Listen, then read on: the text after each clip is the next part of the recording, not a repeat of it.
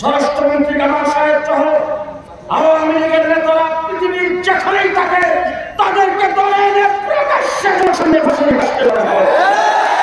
তারাও একদিন আগেও বলতে পারত না পানিটি ডুবে মারা যাবে। নমরুদ একদিন আগেও বলতে পারত না তাকে মশা কামড়ায় মারবে। হাসিনাও একদিন আগেও বলতে পারে নাই তারা নির্লজ্জ পতন হবে। তবে তাওয়া কাদের সাহেব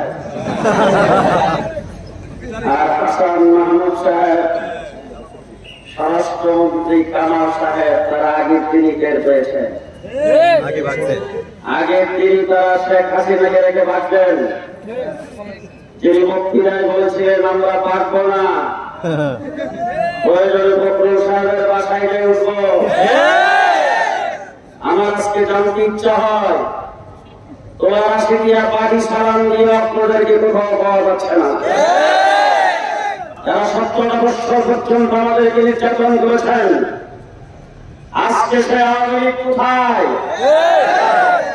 আমি লন্ডনে ছিলাম যেদিন পতন হয়েছে, আধা ঘন্টার ভিতরে কোথায় ইংল্যান্ডের কোন মার্কেটে কোন মিষ্টি পাওয়া যায় নাই।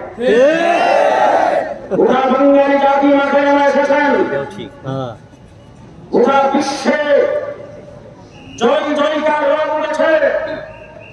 গোটা বাংলাদেশে এমন কোন জনপদ নাই যেখানে মানুষ মাঠে হয় নাই। ধন্যবাদ জানাই ছাত্র সমাজকে, যারা 52 সালে ভাষা আন্দোলন করে রক্ত দিয়েছিলেন। মাত্র 7 জন নিহত হয়েছে। 21শে ফেব্রুয়ারি ভাষা দিবস পালিত হয়। আজকে হাজার হাজার ছাত্র জীবন দিয়েছে। 5ই আগস্ট স্বাধীনতা দিবস পালিত হবে। বাংলাদেশ স্বাধীন আন্দোলন, পুলিশ বাহিনী, সরকারের একটা বিভাগ চাঞ্চা ছিল, 5,000 গোলাম ছিল। আজকে তারা কর্মবিরতি দিয়েছেন, রাস্তাঘাটে পুলিশ নাই। ধন্যবাদ জানাই কওমি মাদ্রাসার ছাত্র স্কুল কলেজের ছাত্রদেরকে। আজকে গোটা বাংলাদেশের পুলিশ এবং ট্রাফিকের দায়িত্ব ছাত্ররা গ্রহণ করেছে। রাত্র পর্যন্ত ভাড়াবাড়ির ব্যবস্থা করেছে। ছাত্র সমাজকে জিন্দাবাদ, তাদেরকে ধন্যবাদ মুবারকবাদ জানাচ্ছি। তবে একটি কথা বলে দেবো, এক লোকমাই কিন্তু পেট করে না। 2013 সালে শাপলা চত্বরে তাহাজ্জুদ রথ, জিকির রথ, নামাজ রথ, সাজদা রথ, আলেম ওলামায়ে কেরামকে পাখির মতো গুলি করে রাজপথকে রক্তে রঞ্জিত করা হয়েছে। নির্লজ্জ বেহায়া নেত্রী শেখ হাসিনা সংসদে দাঁড়িয়ে বলেছেন রং রেখে রেখে আমরা সাথে করছিলাম।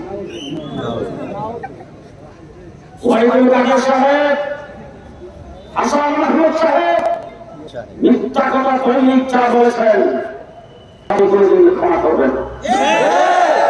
শেখ হাসিনা বাকলেন কেন, থাকতেন দেখতাম আপনি কোথায় করেন। ওয়াহিদুল কাদের সাহেব বাকলেন কেন, দেখতাম কত মানে কত চলুন। আলেম ওলামায়ে কেরামকে 2021 সালে আমার বাংলাবাদী আছে 21 জনকে পাখির মতো গুলি করে হত্যা করেছেন। হাটাজারিতে 7 জনকে হত্যা করেছেন। ফরিদপুরে 2 জনকে হত্যা করেছেন। এইবার হত্যা গজব আপনারা গায়েন করেছেন। তারপর 12,000 আলেম ওলামায়ে কেরামকে গ্রেফতার করে জেলখানায় ঢুকিয়েছেন। কি দোষ করেছিলাম? সেই ডিবি অফিসের 13 লাখ পর্যন্ত রিমান্ড রাখা হয়েছে। সেখানে দুষ্কর্মালিশ কিছু দেওয়া হয়নি। আমাদেরকে একটা রুমের ভিতরে আটকে রেখেছেন।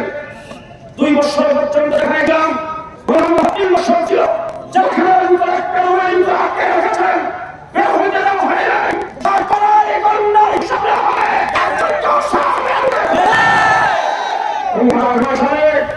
একজন শহীদ করতে বাংলাদেশের লক্ষ্য 56 জন সামরিক অফিসারকে, আর্মি অফিসারকে এক রাত্রিতে 1 দিন হত্যা করেছে শেখ হাসিনা।